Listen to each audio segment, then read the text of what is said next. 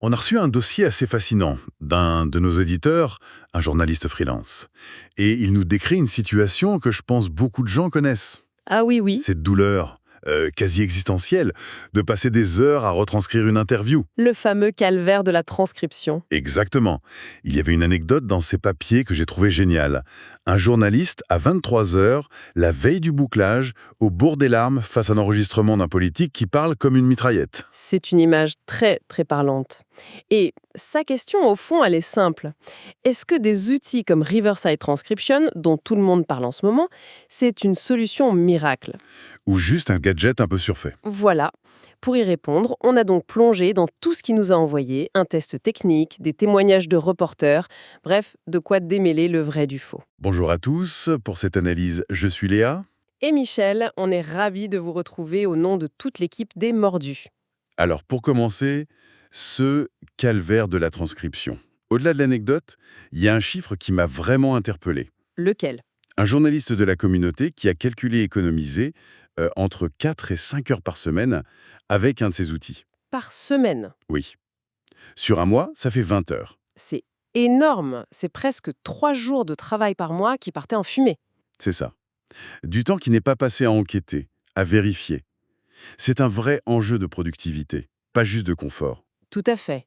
Et c'est là que la promesse de Riverside entre en jeu. Il faut bien comprendre d'où ils viennent. Ce n'est pas qu'un outil de transcription à la base. Non, justement. C'est d'abord un studio d'enregistrement en ligne de haute qualité. Leur cœur de métier, c'est le son, la vidéo impeccable. L'IA de transcription, elle est venue se greffer dessus. D'accord. Donc le principe, c'est simple. On dépose un fichier audio, une vidéo, et l'IA génère le texte. En quelques minutes. Mais la grosse différence, et les sources insistent là-dessus, c'est la propreté du résultat. Oui, on a tous testé ces services gratuits qui te sortent un charabia incompréhensible. Voilà, où tu passes plus de temps à corriger le texte qu'à le taper toi-même. La promesse de Riverside, c'est un texte propre, bien ponctué, quasi exploitable directement. Et cette promesse, justement, on va la confronter au terrain. Le témoignage de la reporter part d'une interview d'un réalisateur burkinabé, dans un maquis à Ouagadougou. Ah oui, le cauchemar. Le bruit, la musique, les gens qui parlent. Il raconte même le grand classique du serveur qui fait tomber un plateau en plein milieu d'une phrase. Et normalement, ça, c'est une bande-son que tu dois réécouter 15 fois le casque à fond pour essayer de comprendre quelque chose. Exactement. Et là, selon elle, le résultat était, je cite, déconcertant de propreté. L'IA a réussi à isoler la voix et à gommer une grosse partie du bruit. C'est un premier signe que la technologie a vraiment progressé. Un autre cas de figure intéressant, c'est la conférence de presse. Plusieurs intervenants, ça se coupe la parole, un vrai puzzle. C'est ça. Et là, l'outil arrive à identifier les différents locuteurs. Intervenant 1, intervenant 2, etc. Donc on ne se retrouve pas avec un bloc de texte anonyme. Pour retrouver une citation précise, c'est un gain de temps. Phénoménal. Et ça marche même sur des interviews par téléphone avec une qualité de ligne médiocre entre Dakar et Abidjan. Ça semble presque trop beau.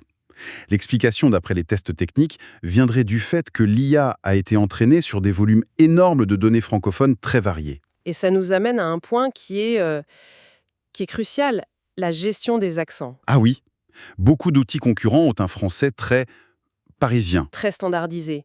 Et dès que tu sors de ce cadre, la précision s'effondre. Alors que là, les tests menés avec des locuteurs de Ouaga ou d'Abidjan montrent que Riverside s'adapte super bien. C'est une reconnaissance de la diversité de la francophonie qui est assez rare pour être soulignée. D'accord, donc la précision est là.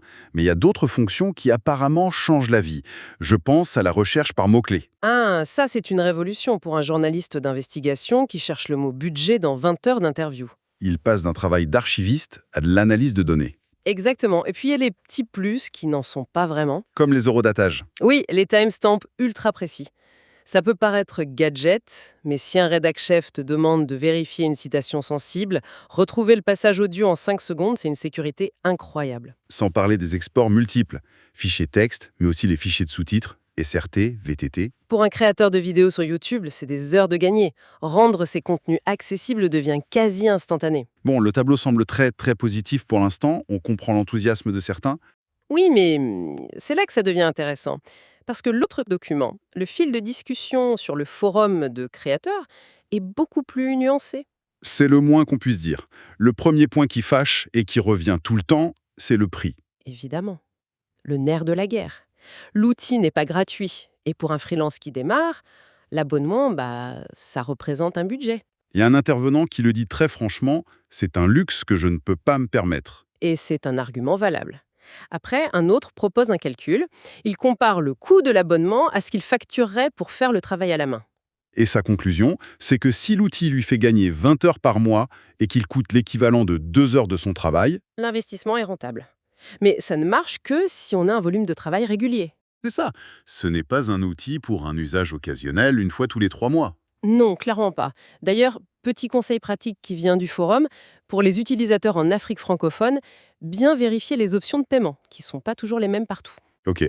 Mais le prix n'est pas la seule critique. L'autre gros point noir, c'est la fiabilité de l'IA dans certaines conditions. Ah, les fameux ratés. Un utilisateur raconte une expérience désastreuse sur une table ronde. Beaucoup de bruit, 4 personnes qui parlent en même temps.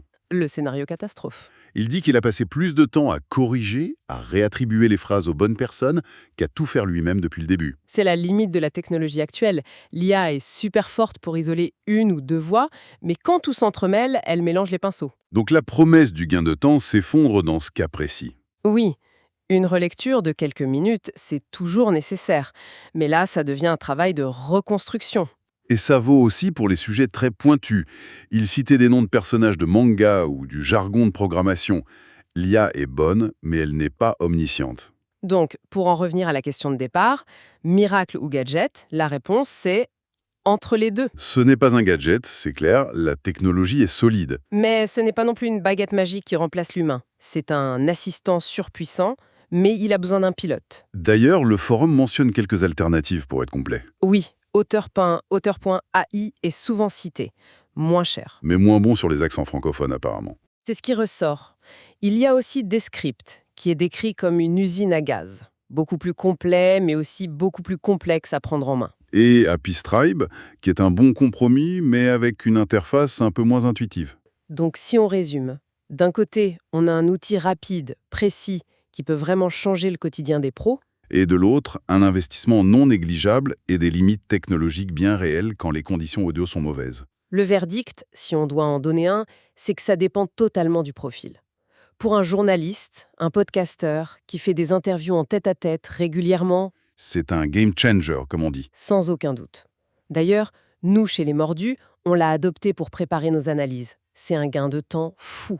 Par contre, pour un usage sporadique ou un budget très serré, l'équation est plus compliquée. Et pour celui qui enregistre surtout des débats de groupe dans des bars bruyants, Il risque d'être déçu. le meilleur conseil, c'est de profiter des essais gratuits pour le tester sur ses propres fichiers, les plus compliqués qu'on ait. Confronter l'outil à sa propre réalité, c'est la meilleure chose à faire. Exactement. Et au-delà de l'outil, ça soulève une question plus large. En automatisant ces tâches, on libère du temps de cerveau humain. Ce qui m'amène à une pensée un peu finale. Je t'écoute. Maintenant que l'IA peut gérer ce travail un peu ingrat, la vraie valeur ajoutée de l'humain, elle se déplace. Vers quoi, d'après toi? Vers la créativité, l'esprit critique, la capacité à poser la question qui dérange. Si on ne perd plus 20 heures par mois à taper du texte, quelle est la prochaine frontière que notre cerveau va pouvoir explorer? Comment on va utiliser ce temps retrouvé? C'est une excellente question. La vraie révolution est peut-être là, au fond. C'est possible.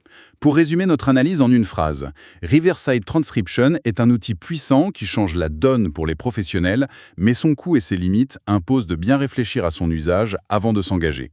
Et pour retrouver tous nos tests d'outils digitaux, que ce soit dans le cinéma, le gaming ou le numérique, tout est sur le site des Mordus CDG. Merci de nous avoir suivis pour cette analyse en profondeur. On se retrouve très bientôt pour décortiquer un nouveau sujet.